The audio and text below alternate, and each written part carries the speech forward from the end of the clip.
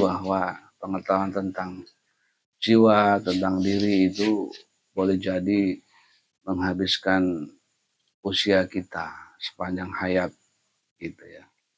Maka sebenarnya seluruh pengetahuan itu ditujukan wabil khusus untuk manusia agar manusia itu mengenal dirinya. Alih-alih untuk mengenal dirinya, faktanya banyak orang yang akhirnya kehilangan dirinya. Gitu. Nah, silakan, mungkin ada yang mau, sebelum kita lanjut, ada yang mau dipertanyakan. Mungkin Bapak Erik atau Bapak Pekon. Assalamualaikum warahmatullahi wabarakatuh. Waalaikumsalam warahmatullahi wabarakatuh. Selamat malam Bapak-Bapak. Malam. Saya ingin menanyakan diskusi yang kemarin-kemarin, bahwa Bapak pernah menjelaskan bahwa objek-objek yang terindrai itu sebenarnya tidak ada. Apa itu Pak maksudnya Pak? Karena misalnya contoh, kita melihat gelas dengan mata itu jelas-jelas terlihat. Iya. Kita melihat misalnya rokok, handphone, itu kan jelas-jelas dengan mata, indera, kita melihat itu ada. Tapi kok kemarin Bapak bilangnya tidak ada. Itu bagaimana Pak? Iya.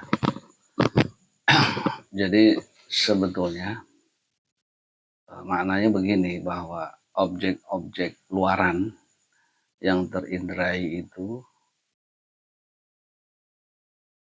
bukan berarti dalam pengertian tidak ada sama sekali ya. Tapi penekanannya bahwa dia tidak berbeda dengan apa yang terlihat nampak dalam jiwa. Karena yang melihat sebetulnya itu jiwa. Jadi misalkan, seringkali kita kasih contoh, misalkan garam. Garam itu rasanya asin, madu manis. Ketika kita kecap dengan indera rasa, dengan lidah, kita bisa menemukan atau mendapati garam itu asin. Nah, bayangkan seandainya kita tidak punya pengetahuan tentang rasa asin. Kira-kira bisa nggak kita bisa mengatakan garam itu asin?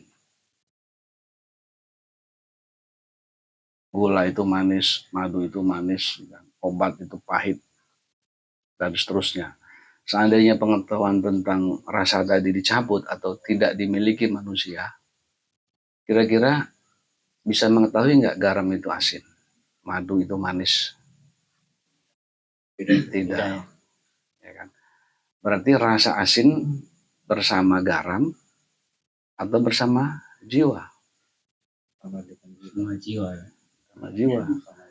Jadi pengetahuan tentang rasa asin, pengetahuan tentang rasa manis, ya, rasa pahit, suka, duka, ya, semua itu menyatu dalam jiwa. Hubungan diri kita dengan rasa tadi, itu hubungan itu kesatuan, Pak. Nggak ada jarak. Sehingga ketika kita meraba atau mengecap garam yang kemudian kita rasain, asin gitu ya, itu artinya sudah ada pengetahuan asin dulu. Sehingga garam itu sebetulnya cuman aksiden saja, yang sebetulnya dia memberikan petunjuk substansinya itu asin bersama Anda, bersama jiwa kita, bukan bersama garam. Mayit, ya, misalkan maaf nih, mulutnya kita masukkan garam, mayit, jenazah, dia merasakan nggak asinnya? Kenapa? Padahal dia punya alat indera.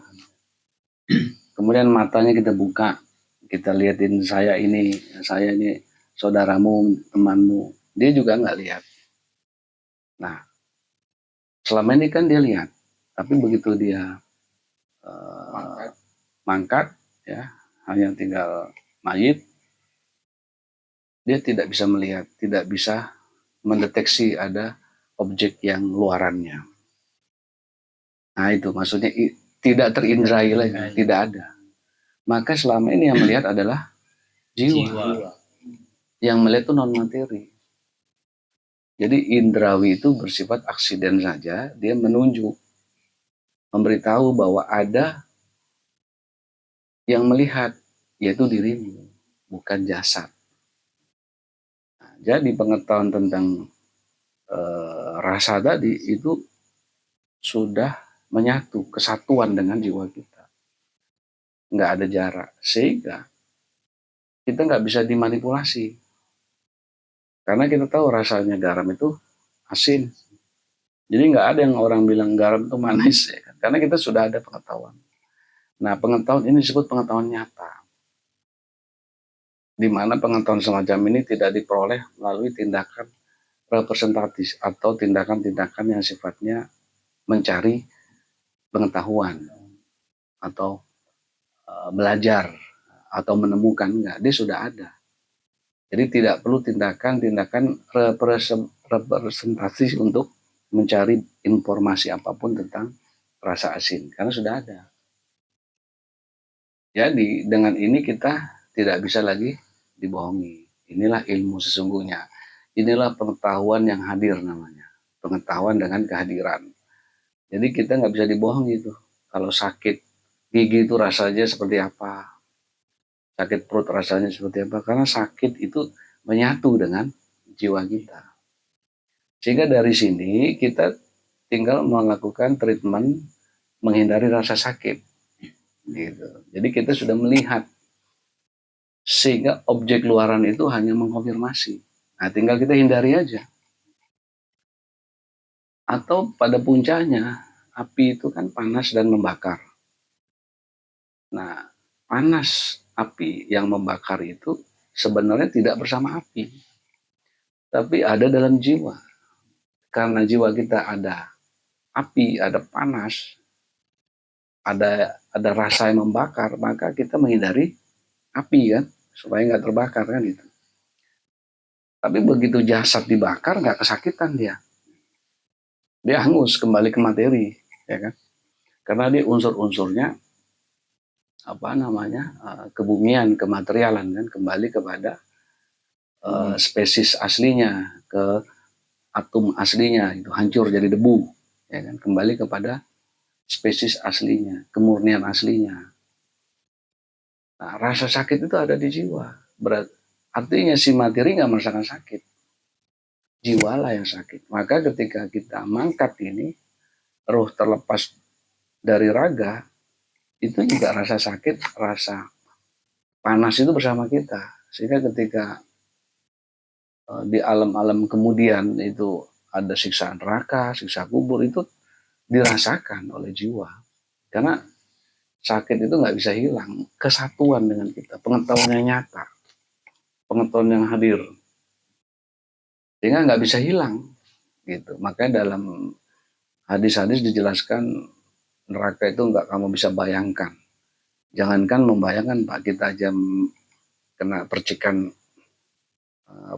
peletikan bara aja kita sakit. Nah, rasa sakit itu berlipat-lipat. Diri kita ini punya level nyaris tak terbatas rasa sakit itu. Nah, kita hindari dengan cara apa? Menghindari hal-hal yang membuat kita sakit. Nah, jiwa itu kan membakar, yang panas itu amarah, ya kan? Amarah itu membakar, kebencian itu membakar, iri dengki itu membakar. Nah, itu kita bisa abaikan, jangan diberi kehidupan. Iri dengki, sesuatu yang membakar jangan kita dekati, karena akan terbakar gitu. Maka kita hindari. Sehingga jiwa kita sesungguhnya nanti bukan jiwa yang amarah, tapi jiwa yang lembut, yang surgawi lah. Gitu. Sehingga ketika Nabi Ibrahim alaihissalam ketika dibakar oleh Raja Namrud, ya, api pun diperintahkan dingin, tidak terbakar, karena dalam keyakinan Nabi Ibrahim, itu dirinya, jiwanya sudah lapang, nggak ada amarah, nggak ada kebencian. Sehingga relevansi dirinya, jiwanya tidak ada jiwa amarah, maka api pun nggak bisa membakar. Sehingga Quran mengatakan api menjadi dingin. Karena jiwanya Nabi Ibrahim itu tidak ada apinya. Nah, gitu. Sehingga dibakar itu ya nggak ada. Makanya nggak ada. Eksternal itu nggak ada. Ketika di jiwa ini nggak ada. Gitu. Nah, tinggal kita di jiwa ini adanya apa saja. Nah, kalau hal-hal yang positif itu kita hidupkan, maka dia memberikan kewahyuan. Makanya segala sesuatu itu kan diwahyukan. Misalkan contoh lebah, Allah mewahyukan lebah untuk membuat sarang-sarang di gunung, memproduksi madu, ya kan? Kan kita bisa pertanyakan bagaimana Allah mewahyukan pengetahuan itu kepada lebah, ya? Ya karena sifat pengetahuannya kepada lebah itu bukan kayak ditransfer, diinstal gitu, enggak, sudah kesatuan. Tidak ada pengetahuan bagi lebah kecuali memproduksi madu, membuat sarang yang bentuknya presisi, heksagonal, segi 6, ya kan. Lalu kemudian bikin di pohon-pohon, di gunung-gunung, ya kan, di bukit-bukit. Nah, pengetahuan yang sudah hadir itu tidak perlu tindakan berpikir sebagaimana lebah membuat madu. Dia nggak berpikir caranya gimana, membuat sarang, nggak perlu pakai arsitek, kan. Dia bisa bikin bentuk heksagonal segi 6. Lebah A bikin dari tengah, bisa ketemu, ya kan, presisi. Nah, gimana itu?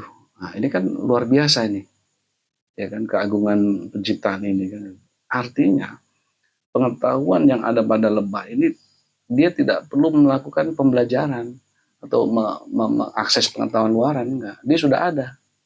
Nah, manusia juga sebetulnya lebih dari itu. Dia banyak pengetahuan yang ada dalam dirinya yang harusnya dia bisa aktualkan.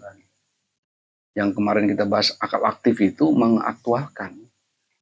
Nah, tapi kita menidurkan selama ini. Yang kita aktualkan jiwa-jiwa iri, dengki, ambisi. Yang maaf-maaf itu jiwa-jiwa yang mungkin hewan bahkan lebih buruk dari hewan. Hewan melakukan penyerangan kepada mangsa karena dia lapar, ya kan. Kalau kita kan nggak ada sebab, nggak ada, karena iri dengki kita ngambil hak orang. Artinya pengetahuan apapun itu ketika kita aktualkan kemudian menjadi karakteristik kita, kalau dia pengetahuan yang bersifat potensi dari diri kita aktualkan, itu menjadi sebuah hikmah gitu. Kurang lebih seperti itu prolognya, Pak. Jadi tadi pertanyaannya bahwa indera objek luaran itu yang diinderai tidak ada gitu kan. Karena memang tadi realitasnya ada dalam jiwa. Jadi mustahil berbeda rasa asin dengan yang kita kecap pada garam. Tapi catatannya bukan ada di garam itu rasa asin, tapi ada di kita gitu.